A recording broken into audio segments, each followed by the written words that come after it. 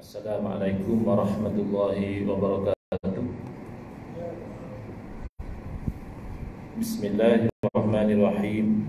Alhamdulillahi rabbil alamin. Wa afdhalus salati wa atammu taslimi ala sayyidina Muhammadin wa ala alihi wa sahbihi ajma'in. Rabbi shrah li sadri wa yassir li amri wahlul 'uqdatam min lisani yafqahu qawli. Subhanaka la ilma lana illa ma 'allamtana innaka antal alimul hakim. Allahumma akhrijna min zulumatil wahmi wa akrimna bi nuril fahmi waftah 'alaina bi ma'rifatil ilmi wa sahhil akhlaqana bil hilm waj'alna mimman yastami'una al-qawla fayattabi'una ahsana. Allahumma ati nufusana taqwaha wa zakkiha anta khairu man zakkaha anta waliyuha wa maulaha. Allahumma arinal haqqa haqqan warzuqna ittiba'ah wa arinal batila batilan warzuqna ijtinabah.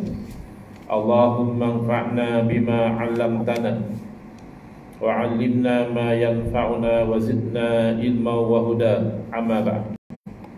Alhamdulillah, muslimin muslimat, hadirin hadirat yang saya hormati. Moga-moga kita semua dirahmati dan diberkati oleh Allah Subhanahu wa taala. Dan moga-moga kita semua dikurniakan oleh Allah taala kefahaman yang baik di dalam urusan agama dan keikhlasan yang menyeluruh di dalam menuju kepada ridha Allah Subhanahu wa taala.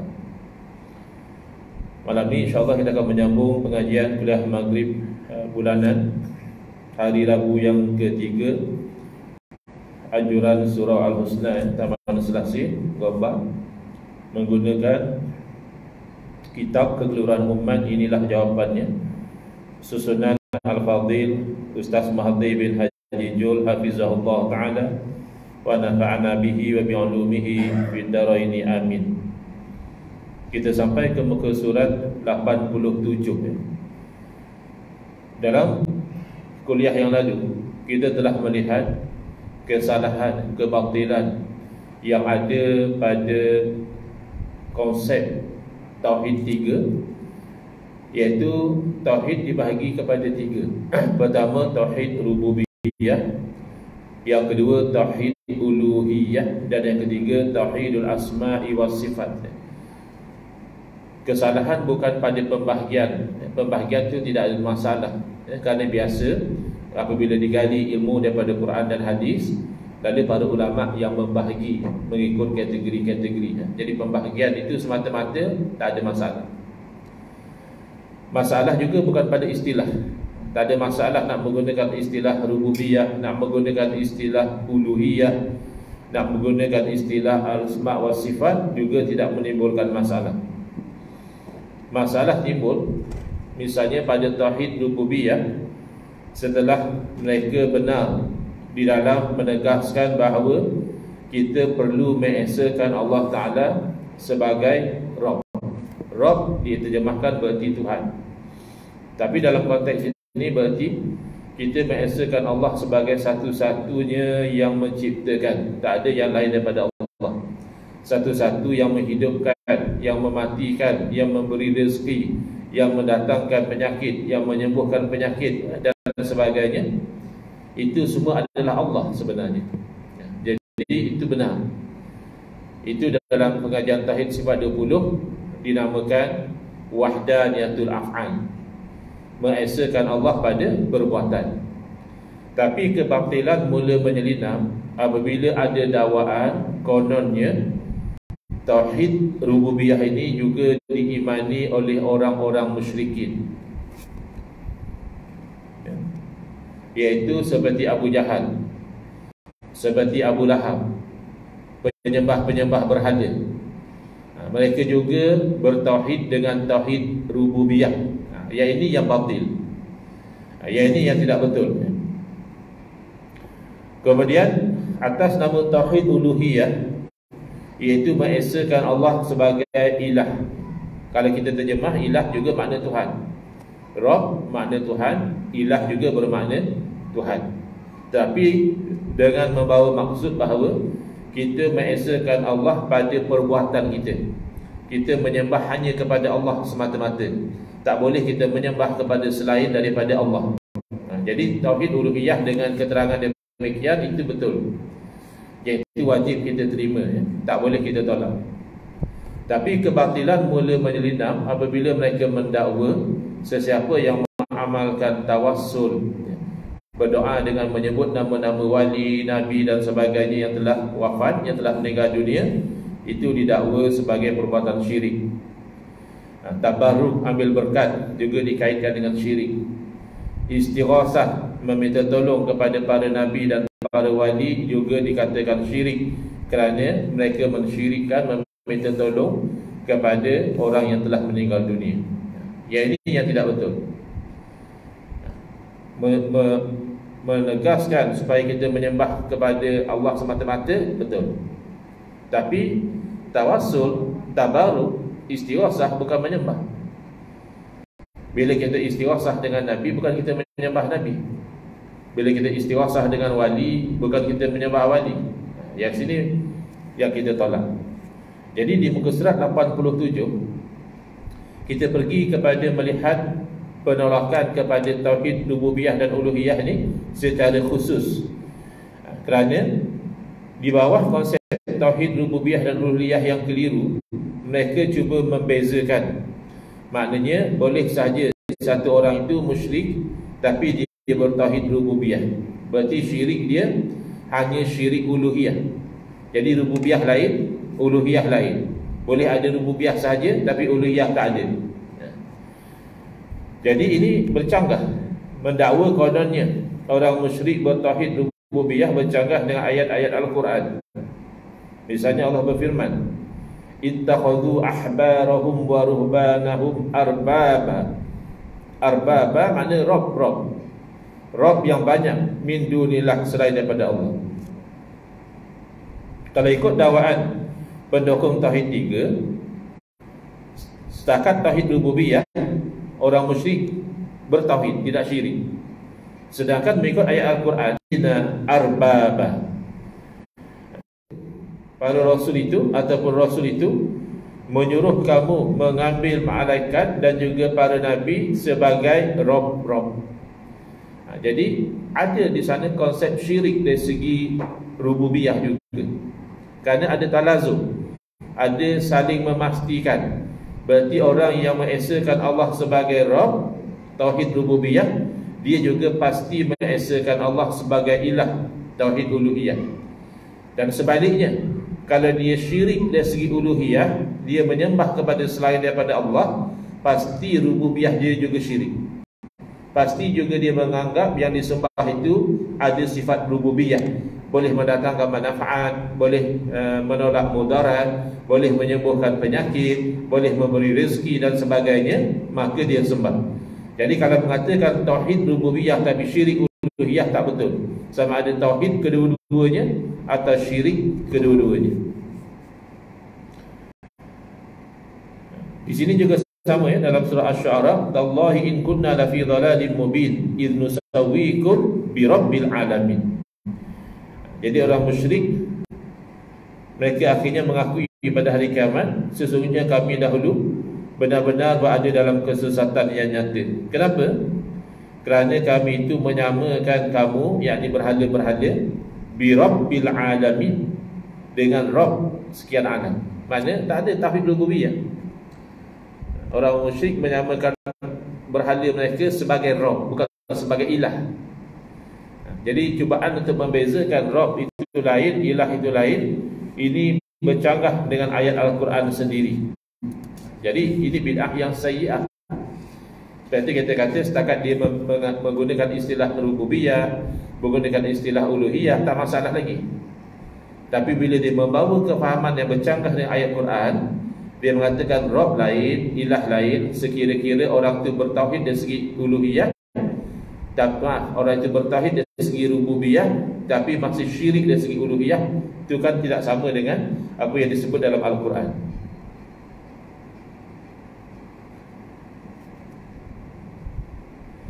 Bahkan kalau kita lihat orang-orang musyrik ini apabila disuruh sujud menyembah kepada Allah, qalu wa idza qila lahum usjudu lirrahmani qalu wa marrahman anasjudu lima ta'muruna. Apabila dikatakan kepada mereka, yakni orang-orang musyrikin, sujudlah kalian kepada Ar-Rahman, iaitu kepada Allah. Lalu mereka menjawab, wa marrahman, Rahman itu siapa? Anasjudu lima ta'muruna, adakah patut kami sujud kepada apa saja yang kau perintahkan kami? Kalau betul lah orang musyrik bertauhid rububiyah, apa masalah sujud kepada Allah? Sebab Allah yang menciptakan, Allah yang menjadikan langit dan bumi. Sebenarnya tidak. Mereka syirik dari segi rububiyah.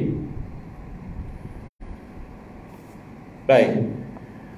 Jadi dakwaan kononnya Rabb tidak sama dengan ilah, ini adalah tidak benar, kerana kedua-duanya sama. Rabb yang sebenar adalah ilah yang sebenar juga. Rabb adalah ilah dan ilah adalah Rabb. Satu. Hanya dua perkataan menunjukkan pada makna yang satu, iaitu Tuhan.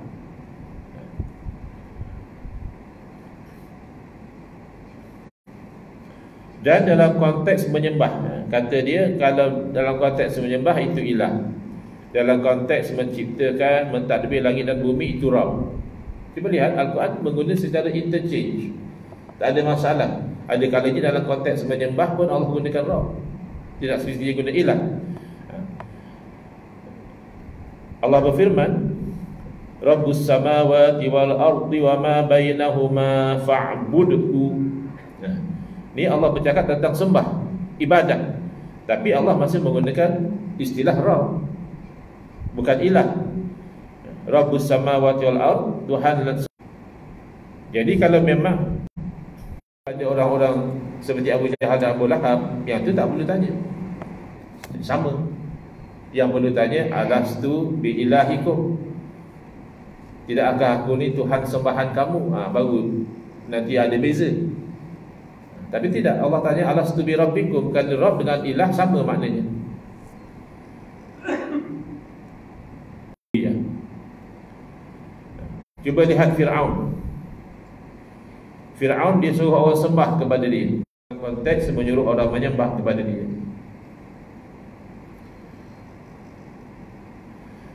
Dalam masa sama, di dalam hadis disebutkan bahawa malaikat kepada penghuni kubur dengan soalan, Man Rabbuka, siapa Tuhanmu?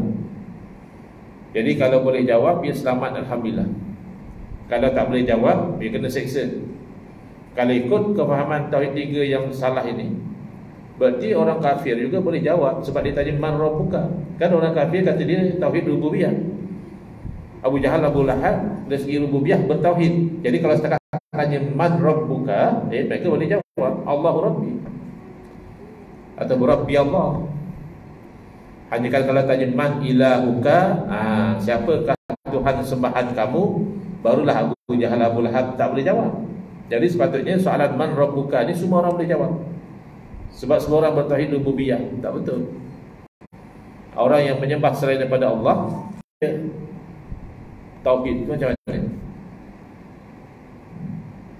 Bagi setengah orang kafir yang Islam, dia terima. Saya menyeru kepada orang-orang kafir yang masih Islam, ada? Kafir, Islam. Mana pula tolak Tauhid 3 bukan soal pembahagian itu, ya? Bukan juga soal istilah, nak guna rububiyah, uluhiyah itu tak ada masalah. Bukan juga soal prinsip asas, iaitu rububiyah mengesahkan Allah sebagai Tuhan yang menciptakan, uluhiyah mengesahkan Allah sebagai Tuhan yang disembah. Itu semua kita terima. Tapi pada mendakwa kononnya rububiyah itu orang musyrik masih bertauhid, hanya kerana mereka syirik uluhiyah, yang itu kita tolak.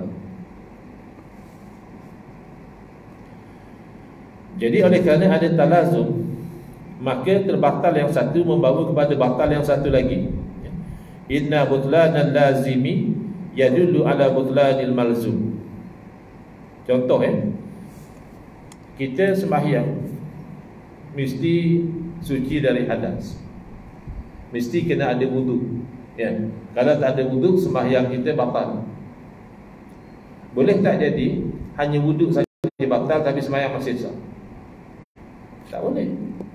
Sebab kan dia melazimkan. Sahnya sembahyang itu tergantung kepada ada wuduk. Maka kalau batal wuduk, wuduk je batal, tak apa, sembahyang masih sah lagi. Mana ada? Kalau dah wuduknya batal, dengan sembahyang batal. Begitu juga ini. Hanya uluhiyah saja syirik, tapi rububiyah dia masih okey, tauhid lagi. Bahkan dalam kitab mereka kata Abu Jahal dan Abu Lahab tu aksaru tauhidan. Apa dia kata? Aksaru tauhidan.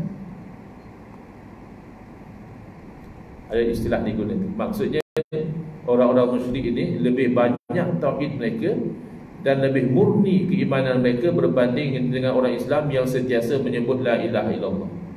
Sampai macam itu. Sebab itu kita tolak tauhid 3 tu. Bukan masalah istilah dia. Bahasalah cerita ni. Sebab bila kita terangkan masalah tauhid 3, mereka marah. Tapi mereka tak fokus kat mana kita tolak tauhid 3 tu. Dia ulang, tauhid 3 ada dalam silibus. Yalah, kamu letak dalam silibus memang ada. Apa pun kamu nak ajar dalam silibus, ada. Asalkan kamu masuk dalam silibus, ada. Ada dalam silibus bukan dalil benda itu betul. Baik. Kemudian daruratun tifa'il malzumi bil tifa'il lazim. Macam kita sebagai contoh tadi lah ya. Apabila ternafi malzum, ternafilah lazim. Apabila batal wuduk, ya batal lah solat. Sebab dia ada lazim di situ. Baik, dari segi akal logik, sekiranya tauhid terbagi kepada 3 bahagian, tentulah Nabi SAW menyeru manusia, termasuk orang musyrik, hanya kepada tauhid uluhiyah, bukan tauhid rububiyah. Mana Nabi akan fokus kepada bertauhid uluhiyah saja. Sebab rububiyah okey, kamu dah okey, rububiyah kamu sudah okey, uluhiyah saja yang kamu masalah. Tidak. Kerana jika mereka benar-benar bertauhid rububiyah, mereka hendaklah beriktikad dengan iktikad yang jazam. Jazam makna tidak ragu-ragu pada keesaan Allah dalam ciptaannya, perbuatannya, memberi manfaat dan mudarat hanya Allah. Sedangkan mereka menyembah selain daripada Allah. Mereka mempercayai berhala juga boleh mendatangkan manfaat dan mudarat. Ini menafikan tauhid rububiyah. Jadi kadang-kadang mereka bawa ayat Quran tapi tak kena. Cara mereka faham itu yang silap. Jadi banyak penyelewengan dalam agama berlaku bukan kerana tolak Quran hadis. Kalau tolak Quran hadis itu memang jelas sangatlah. Itu Islam memang boleh jadi kafir terus tolak Quran hadis. Tapi yang sesat banyak sekali kerana salah faham. Mereka pegang Quran, mereka rujuk hadis, tapi salah faham makna ayat Quran, salah tafsir makna hadis. Contohnya di sini, Surah Al-Ankabut ayat 61.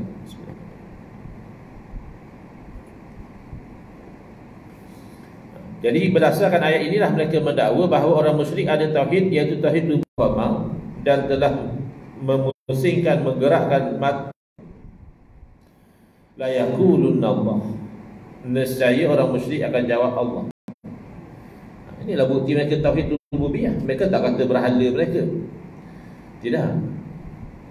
Baca sampai habis ayat tu. Ada sambungan dia. Fa anna yufakun. Lalu selepas itu ke manakah mereka dipalingkan? Cuba cek apa tafsiran para ulama. Mereka dipalingkan ila syirki. Mereka dipalingkan kepada syirik. Jadi kita kena jelas bahawa ayat Al-Quran ini bukanlah dalil mengatakan orang musyrik bertauhid, tidak. Tetapi ini adalah dalil yang menunjukkan bahawa orang musyrik di dalam mereka itu melakukan kesyirikan, mereka sebenarnya tidak ada hujah. Hanya mereka seronok ikut amalan nenek moyang. Bila Rasul-Rasul suruh tinggalkan berhala, sembahlah Allah semata-mata, mereka tolak, mereka kata ada ma wajadna alaihi aba'ana. Sembah berhala ni amalan untuk nenek kami, pasal apa pula nak tinggal? Tapi kalau kita tekan, kamu sembah berhala ni, berhala kamu yang cipta langit bumi, tak mungkin kan? Masa dia lahir langit bumi dah ada. Lepas tu dia besar sikit, dia pandai buat berhala. Takkanlah berhala dia cipta langit bumi. Maka kalau kita tekan secara ilmiah, nak tak nak mereka terpaksa mengaku kalau Allah yang cipta langit bumi. Adakah mereka bertauhid? Tidak. Fa'anna yufakun. Lalu ke manakah mereka dipalingkan? Mereka dipalingkan kepada syirik.